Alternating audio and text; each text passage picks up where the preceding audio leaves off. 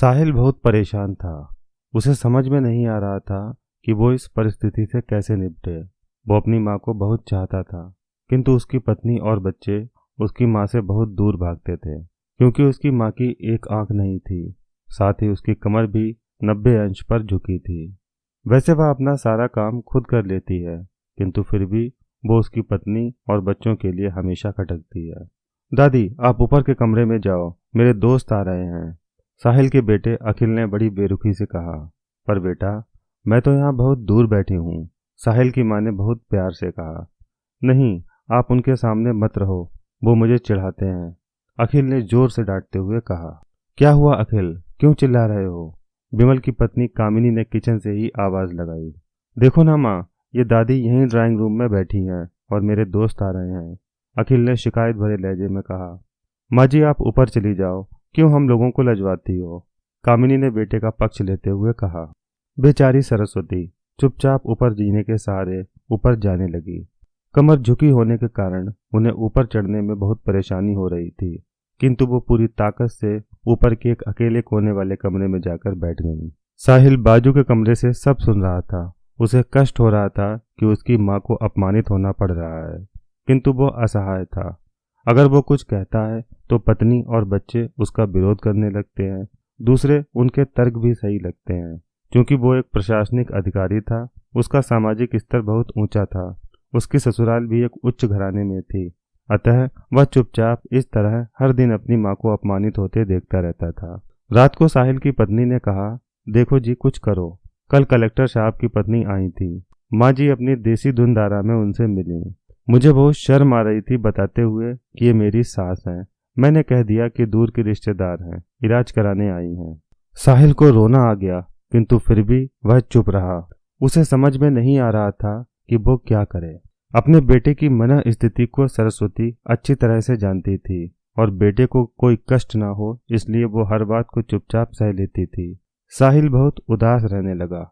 एक तरफ परिवार और सामाजिक स्तर पर जीने की प्रतिबद्धता थी, तो दूसरी ओर माँ। आखिर माँ से अपने बेटे की यह हालत देखी नहीं गई। एक दिन उसने अपने बेटे से कहा, साहिल, बहुत दिन हो गए हैं, मैं अपने गांव जाना चाहती हूँ, मुझे वहां पहुंचा दो, मेरा यहाँ मन नहीं लग रहा। किंतु माँ, वहां तो कोई नहीं है, तुम्हारी देखभाल कौन करेगा? साहिल ने आश्चर्य से पूछा। अरे, सब गांव वाले तो हैं, और वो तुम्हारे मामा जी तो उसी गांव में रहते हैं, और फिर हम सारी व्यवस्था कराएंगे ना। कामिनी को तो जैसे मन की मुराद मिल गई हो। हाँ बेटा, बहुत सही कह रही है, सरस्वती ने लंबी सांस लेते हुए कहा। साहिल जानता था कि गांव में माँ की देखभाल करने वाला कोई नहीं है, लेकिन अपनी पत्नी की जिद के कारण वह अपनी माँ को गांव छोड़ने पर विवश हो गया। माँ को गांव छोड़कर आते वक्त उसे रोना आ रहा था तथा अपनी बेबसी पर गुस्सा भी आ रहा था, किंतु परिवार, पत्नी और समाज ने उसके इन मनोभावों को दबा दिया और वो सुकून सा महसूस करने लगा। कुछ दिनों के बाद उसके चाचा, जो अमेरिका में रहते थे, आने वाले थे। जब साहिल बहुत छोटा था, उसके पिता जीवित थे, तब वो भारत आए थे, और उसके बाद वो अब भारत आने वाले थे। पूरा परिवार और आस पड़ोस बहुत उत्साहित था। अमेरिका से साहिल के डॉक्टर चाचा आ रहे थे। डॉक्टर रमेश ने जैसे ही घर में कदम रखा, सबने मिलकर बहुत उत्साह से उनका स्वागत किया। क्यों साहिल, भाभी नहीं दिख रही, कहाँ है? डॉक्टर रमेश ने उत्सुकता पूर्वक पूछा।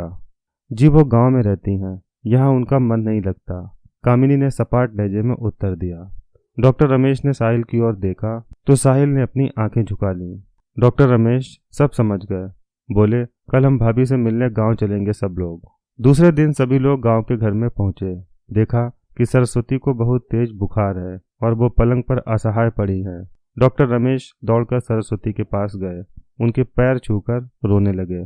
सरस्वती की ये हालत उनकी कल्पना से परे थी। वाह बेटा साहिल, तूने तो नाम उजागर कर दिया।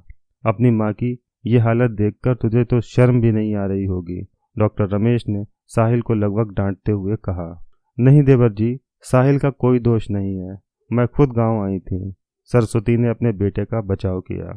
मुझे सब पता चल गया भाभी, आप चुप रहो। क्यों बहू, तुम्हें अपनी सास की कुरूपता पसंद नहीं है, समाज में तुम्हें नीचा देखना पड़ता है ना? डॉक्टर रमेश ने कामिनी की ओर व्यंग्य से देखा। कामिनी निरुत्तर होकर साहिल को देखने लगी। आज तुम जिस सामाजिक स्तर पर हो वो इन्हीं के संघर्षों की देन है। और बेटा साहिल, तुम्हें शायद मालूम ना हो कि बचपन में जब तुम 1 साल के थे तब छत से नीचे गिरने के कारण तुम्हारी एक आंख फूट गई थी और तुम्हारी रीढ़ की हड्डी में भी समस्या थी। तब तुम्हारी इस कुरूप माँ ने अपनी एक आंख और अपना बोन मैरो तुम्हें देकर इतना सुंदर स्वरूप दिया था। कामिनी बेटा, इतने सालों तक संघर्ष करके बेटे को प्रशासनिक अधिकारी बनाने वाली इस संघर्षशील औरत की तुम लोगों ने यह दशा कर दी। तुम्हें ईश्वर कभी माफ नहीं करेगा। डॉक्टर रमेश की आंखों से अश्रु जलधारा बह रही थी। अब भाभी, आप मेरे साथ अमेरिका जाएंगी, यहाँ इन स्वार्थी लोगों के बीच नहीं रहेंगी, डॉक्टर रमेश ने सरस्वती से कहा। साहिल को तो काटो तो खून नहीं था। डॉक्टर रमेश जो उसके चाचा थे, उन्होंने जो राज बताया उसके बाद तो साहिल को यही लग रहा था कि उससे ज्यादा पापी इंसान इस दुनिया में कोई और है ही नहीं। वह दौड़ता गया और माँ सरस्वती के कदमों से लिपट गया। माँ, मेरा अपराध अक्षम्य है। मैं जानबूझकर चुप्पी साधे रहा, आपका अपमान करवाता रहा। अब सिर्फ आप ही उस घर में मेरे साथ रहेंगी और कोई नहीं। साहिल ने आग्नेय दृष्टि से अपनी पत्नी और बच्चों को देखा। कामिनी को भी बहुत पश्चाताप हो रहा था, किंतु उसकी हिम्मत नहीं हो रही थी कि वह सरस्वती से आंख मिलाए। सरस्वती ने कामिनी की मनः स्थिति को समझकर उसको पुचकारते हुए अपने पास बुलाया और साहिल को डांटते हुए कहा, खबरदार, जो मेरी बहू को मुझसे अलग करने की कोशिश की तो तुझे ही घर से बाहर निकाल दूंगी।